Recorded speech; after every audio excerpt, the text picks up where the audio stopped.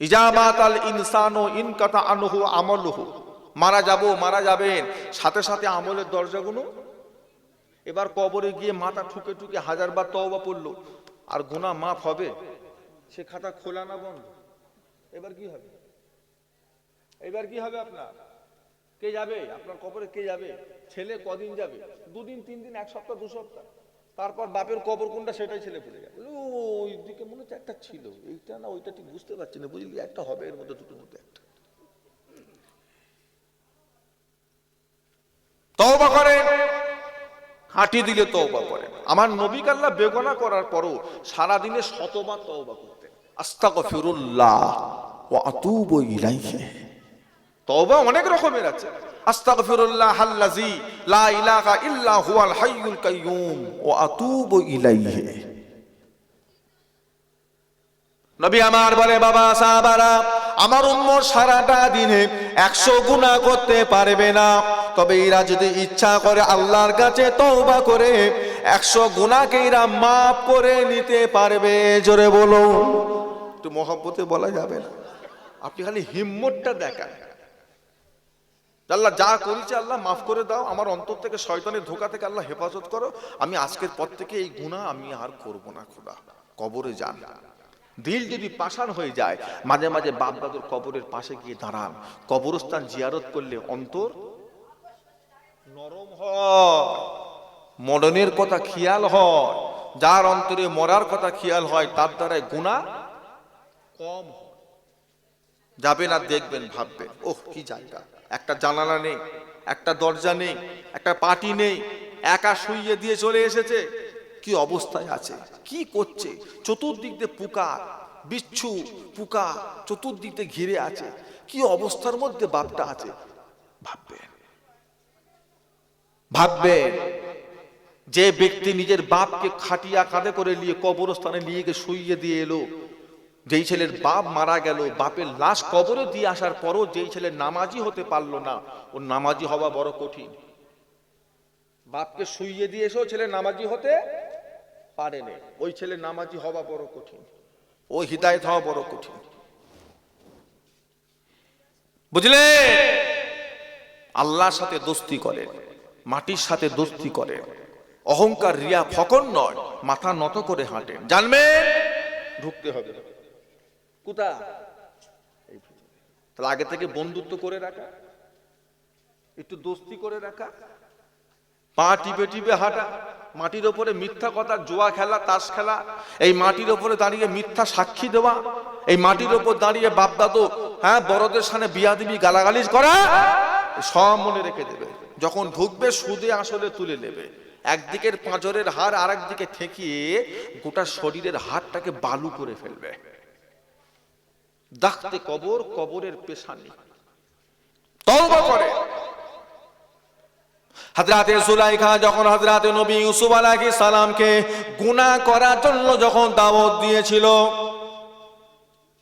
ও ভাইজানেরা, ও নবীর উম্মতি গণেরা, হযরতে নবী ইউসুফ আলাইহিস সালাম ছোট মানুষ, রানী দাওয়াত করেছে, যেতে হবে, কিছু করার নেই।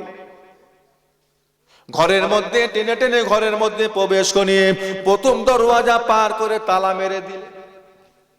আবার একটা দরওয়াজা গিয়ে সেখানেও তালা, আবার একটা দরওয়াজা গিয়ে সেখানেও তালা, আবার একটা দরওয়াজা গিয়ে সেখানেও তালা, যাতে ইউসুফ নবী যাতে চলে যেতে না পারে।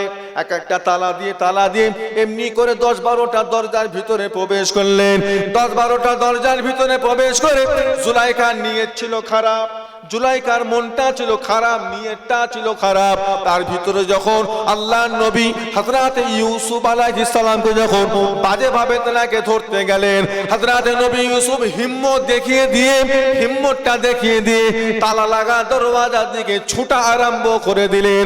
আল্লাহ রাব্বুল আলামিন ওই 12টা দরওয়াজা তালা আল্লাহ খুলে দিলেন। আপনি হিম্মতটা দেখান, আল্লাহ আজকের পর থেকে আমি আর গুনাহ করব না, তুমি আমাকে হেফাজত করো। তারপরে আমার আল্লাহ ঠিক আপনার সঠিক সুন্দর ব্যবস্থা করে দেবেন, ভুল করবেন না। তওবা করেন, আল্লাহ পাক আমাদেরকে হেফাজত করেন। ইমানে আমলের সাথে কায়েম রাখেন। আল্লাহ পাক আমাদের নসিবে খাতেমা বিল খায়ের, ইমানের সাথে আল্লাহ মরণ নসিব করেন। বলুন আল্লাহুম্মা আমিন। দোয়া হবে বাপ, দোয়া হবে। সকলে একটু আসেন, তার আগে আল্লাহ পাকের সম্মুখে দাঁড়িয়ে নবীর শানে একটু সালামের নজরানা। ইয়া নবী সালাম। হুজুর 12টা বেজে গেল।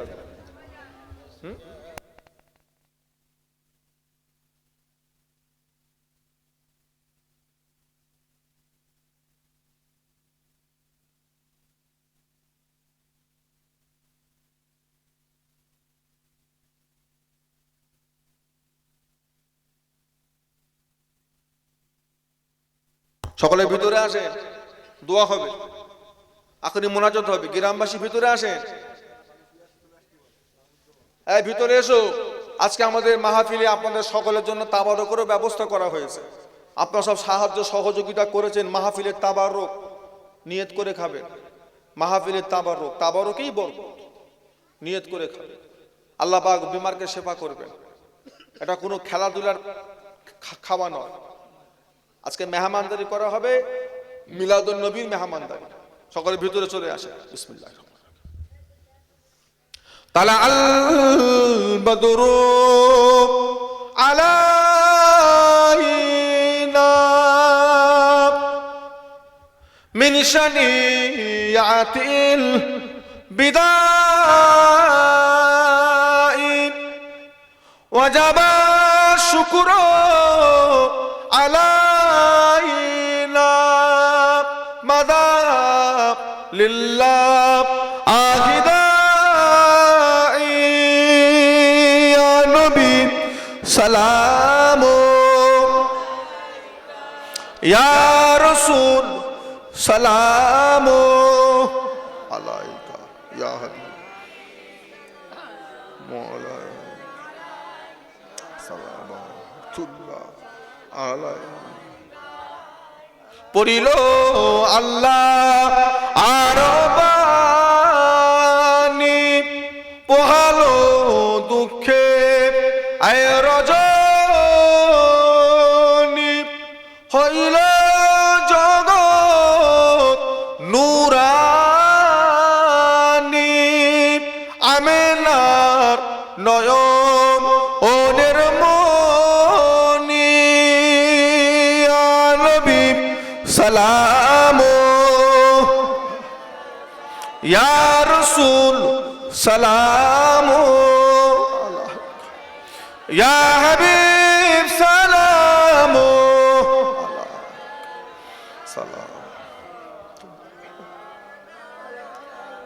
जब नबी पैदा हुए थे सब माला को डर पे खड़े थे, रब्बी सल्लिम पर रहे थे, बाद यूं कहे ऐ रहे थे, या नबी सलाम या रसूल या हबीब सलाम सलावतुल्लाह अलैका या रब्बी सल्लम सल्लिम दाइमान अबदा अला नबी का खैर खल्क़ि कुल्ले हमीद बिरसा दुरूद।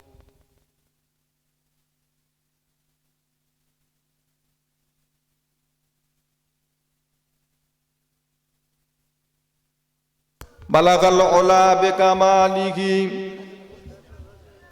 कशबत दुजा बिज़मालिही